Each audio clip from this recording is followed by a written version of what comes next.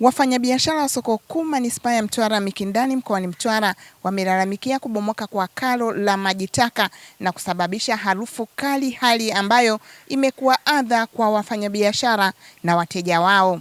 Wakizungumza sokoni hapo, baadhi ya wafanyabiashara wamesema wanashindwa kufanya biashara zao kutokana na harufu kali na kuomba uongozi wa soko na manispaa kuchukua hatua za maksudi na kuondosha maji hayo ili kunusuru afya zao. Mimi naitwa Samira Bakari, nipo hapa soko kuu Mtwara. Kiukweli adha kubwa hapa ni shimo. Yaani hili shimo la uchafu lipo wazi. Yaani harufu ni kali, wateja wanaopita, hata sisi wafanyabiashara ambao tuko hapa, kiukweli hali sio nzuri. Yaani sio mazingira mazuri ya biashara, sio mazingira mazuri kiafya. Mambo yapo hayaeleweki. Tunaomba manispaa kiukweli waje watengeneze hapa mazingira, kwa sababu kuna watoto, kuna wateja, kuna biashara. Mlipuko wa magonjwa unaweza kuwepo hapa kwa sababu yani mazingira ni machafu.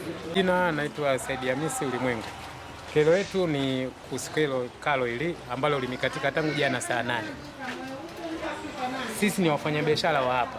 Kama tunafanya biashara hapa ni sehemu ya kumwaga maji machafu. Hili kalo lilikuwa mzima, lakini kibaya zaidi ya maji yamekaa miezi 5 mpaka hili kalo linafikia kubomoka hapa. Na tangu limekatika jana saa 8 hatujamuona kiongozi wowote hapa wa soko.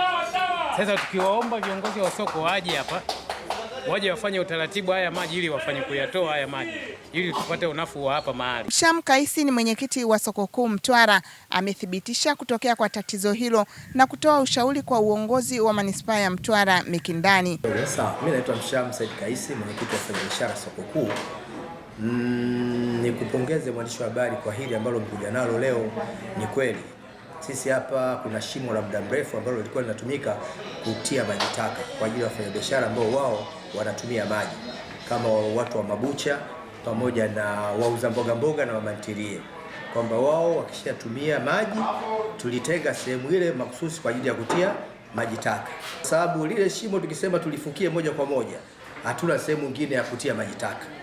Na kama tutaamua sasa tulijenge liudi tena katika hali yake ya kwanza, ni kweli vyombo vije, maji taka yaliyokuwepo yatolewe, ule udongo uliobomokea pale utolewe, tujenge tena upya. Lakini vile vile ningewashauri maengineer wa manispaa, kwa sababu yale ni maji taka, ni mazito, tutengeneze na chemba pale ambayo itakuwa inapokea maji taka ya kwanza, then yakishajichuja yaende kwenye shimo kubwa.